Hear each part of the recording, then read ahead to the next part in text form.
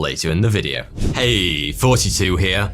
High up in the Andes, where Bolivia and Peru meet, lies the sparkling waters of Lake Titicaca. Oh, grow up. At 3,800 meters above sea level, it's the world's highest navigable lake. That is, it's the highest lake you can drive a large boat through. And at 280 meters deep, 118 miles long, and 50 miles wide, it's the largest body of fresh water in South America. It's so big that landlocked Bolivia has a naval station here, surrounded by snow-capped Andean peaks, perilously hilly towns, and peacefully sleepy villages. Lake Titicaca is an unquestionably splendid sight. But neither its breathtaking beauty nor its awesome size are the most remarkable thing that Lake Titicaca has to offer.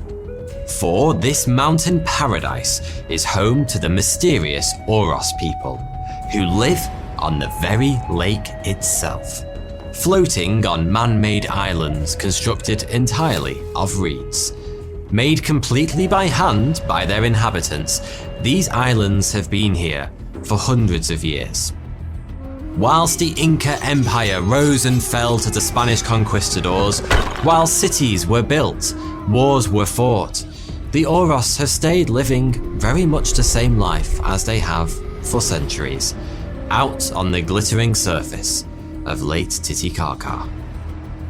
If you take the long voyage to visit Lake Titicaca, you should use the fastest and easiest VPN, Surfshark, to make sure you're not locked out of all your accounts from back home, such as your bank. And did you know Surfshark also helps you to avoid price discrimination based on your location? So you can actually save money on plane tickets and car rentals whilst traveling. Surfshark runs on any device, anywhere, and it's packed full of features such as industry-leading uncrackable encryption, IP and DNS leak protection, and 24/7 customer support. By using Surfshark VPN, you can stay anonymous and secure online. Personally, I use Surfshark to watch Netflix content from other countries, such as the US, that's usually blocked here in the UK. It's so easy, all you have to do is switch over your location settings, and there you have it, access to all your favorite programs. Surfshark maintains a strict no logs policy, and their network of 3,200 servers in over 65 countries runs completely on RAM, so they couldn't even log your data even if they wanted to. By using the code 42, you will benefit from an 83% discount plus 3 extra months for free. All you have to do is click the special link in the description below. Don't miss out. But how on earth did the Oros people get there in the first place? Living on a lake surrounded by snow-capped peaks might sound idyllic, but building your own island also seems like pretty hard work. It's not the kind of thing anyone does just for fun. If I went to the nearest lake and tried to build a floating home, I'd end up with little more than soggy underpants. And if I did somehow manage it, I probably wouldn't want my family to live such a solitary and arduous life out on the lake for 500 years. Yet, that's exactly what the Oros people did. No one really knows for certain how or why the Oros people came to live on the lake, but the best guess is that an ancient corporate team-building event got really out of hand. Well, either that or the Oros people were running from persecution by the fierce armies of the Inca, and quite possibly from others before them. It's thought that the Oros originally lived in the Amazon jungle, but facing enemy attack, they ran until they found themselves on the shores of Lake Titicaca, with nowhere to go but into the water. They paddled out into the lake on whatever boats they could make or find, and created a new home using nothing but reeds and bare hands. Suddenly they went from life in the depths of the jungle to a home on a mountain lake. That's quite different from simply relocating to the suburbs and spending your days comparing lawnmowers with your neighbour, Barry the accountant. It would have taken something pretty fierce to force an entire tribe out of the bountiful jungle and onto the sparse surface of the lake. And that something was the Inca. The Inca were once just a small mountain tribe themselves, but then they got pretty serious about it all and grew an empire that stretched from Colombia to Chile, with 10 million inhabitants at its peak. They built incredible cities, most memorably Machu Picchu, and 26,000 miles of roads. And they did all of that without any written language, so far as we know, and with no wheel and no horses. And since their empire only lasted 100 years until it was ended by the invading Spanish, it's fair to say they were pretty busy people. It's also fair to say that no one gets to conquer hundreds of tribes and build an empire that consumes half a continent without being a tad bloodthirsty. They were fearsome opponents on the battlefield, approaching in formation and in silence, before launching coordinated attacks using arrows and other gruesome weapons. When the Spanish arrived, the Inca struggled to match them, but they still put up a pretty good fight, filling covered holes in the jungle full of sharpened stakes and luring their enemy onto them to be impaled. They also famously sacrificed their children. 16th century Spanish immigrant to Peru, Juan de Betanzos, described this barbaric practice. These children would be collected from all over the land and would be carried in litters together. They should be very well dressed, paired up, female and male. It's thought that once collected, the children were kept in captivity for several months, where they were fed coca leaves and alcohol, before being trekked up a mountain and sacrificed to the gods. It's a fair bet that the Oros were pretty frightened by the Inca, but mighty as they were, the Inca were not able to hold back the Spanish tide, and their empire ultimately fell to a combination of the Spanish army's advanced weaponry and imported smallpox. And it would be nice to think that the Oros, safe on their islands, felt pretty smug when the conquistadors rocked up in town. Their position of safety on the lake meant they were protected from the worst of the Spanish onslaught. The Oros Islands were built with defense in mind. Many of the islands had watchtowers. One is still active to this day, made of reeds of course, from where the Oros would gaze out over the lake to keep an eye out for marauding Inca or Spanish troops. And the Oros' trump card? Under attack, they could simply cut their moorings and allow their islands to float off to a safer, more remote part of the lake. Ultimately, neither the Inca nor Spanish bothered the Oros much. Both viewed them with contempt, but neither saw them as a threat worth fighting. After all, the only land they were defending wasn't even technically land. So, that explains how the Oros people ended up on the lake, but how did they manage to build islands out of nothing but reeds? And not only islands, but houses, schools, shops, and boats. Well, making a reed island is mostly a matter of timing. The tough, thick roots of the totora reed, which grows all over the lake, are used for the base, and these naturally float to the surface during the November to March rainy season. The base of each island is around 2 meters thick, and only the best roots can be used to make it. They must be clean and free of soil, which could drag a newly built island down into the water. Collecting the best roots each season has become somewhat of a competition amongst islanders. On top of the base of roots, reeds are laid and laid again. Layer upon layer upon layer of reeds is needed to make an island stable and habitable. The islands are then kept in position with ropes and very long eucalyptus stakes that are driven into the lake bed.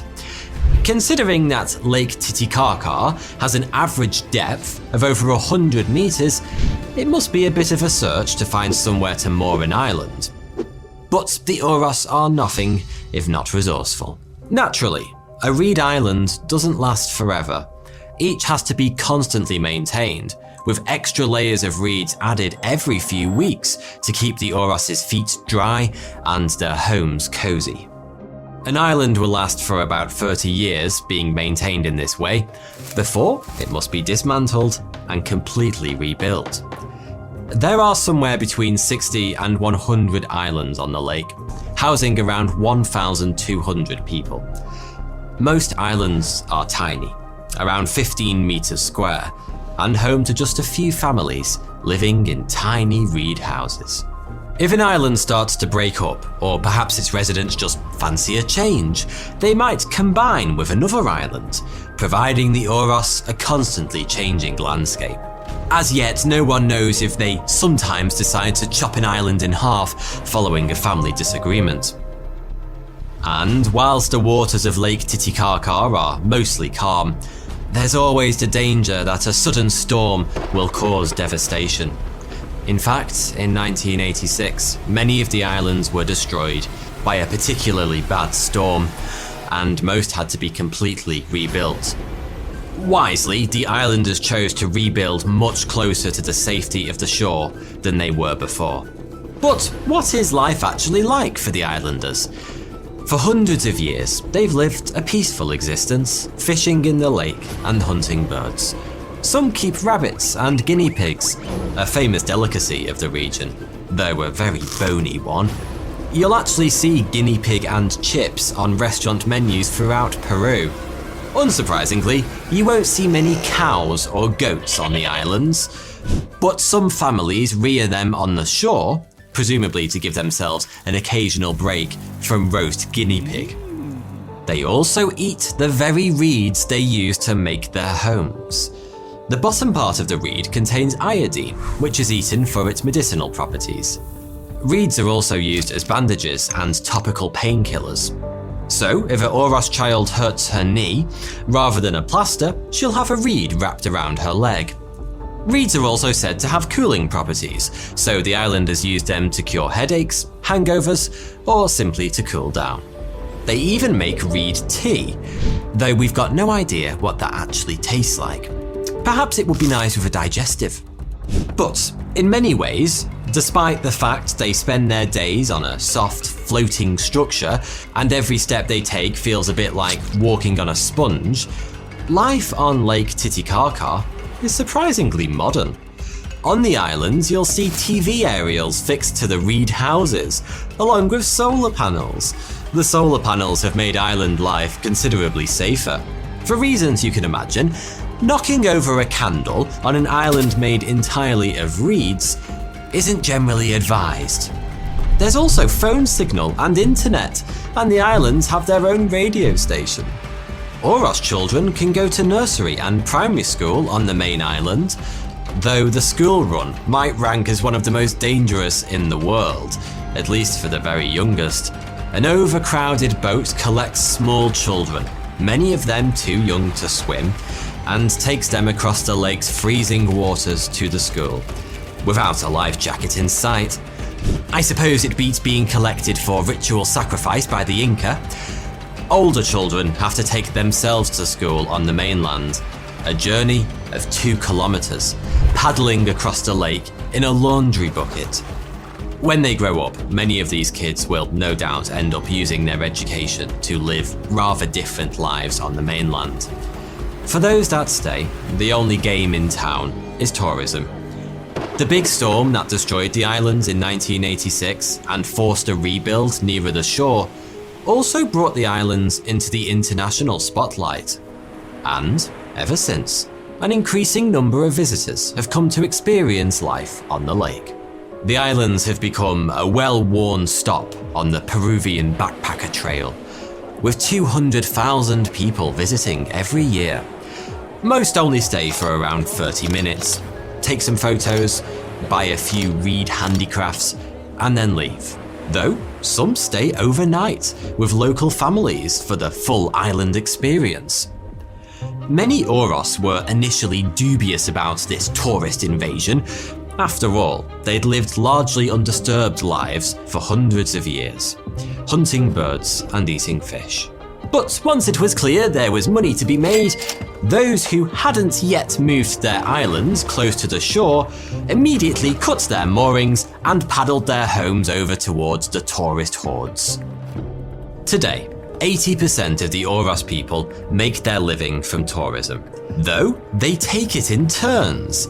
Each day, half the islands open up to tour boats, with the residents dressed up head to toe in colourful traditional costumes and presumably hide their somewhat off-theme satellite dishes behind reeds.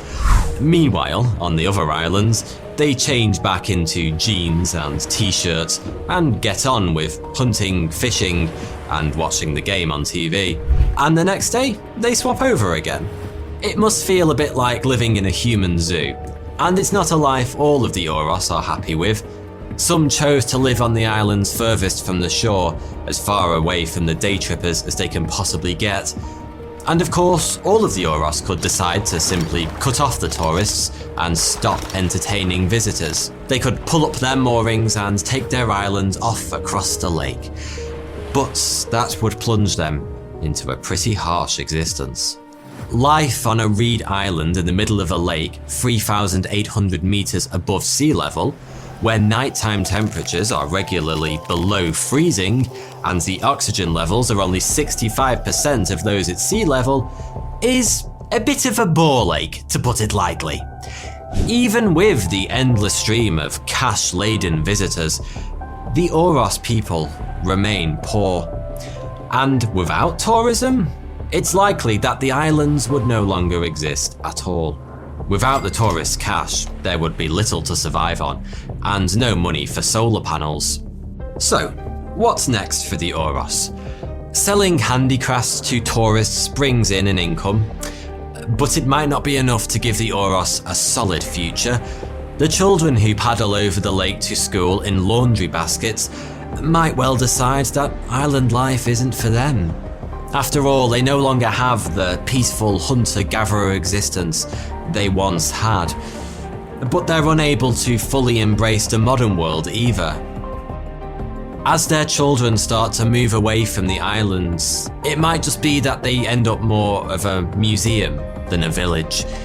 And if that happens, it won't be a surprise, but the world will lose one of its last links with the incredible human determination that took us to every untrodden corner of the world and into some of its harshest environments. Us humans are an endlessly resourceful and hardy bunch, and if nothing else, the Oros people of Lake Titicaca are a living testimony to that. Thanks for watching.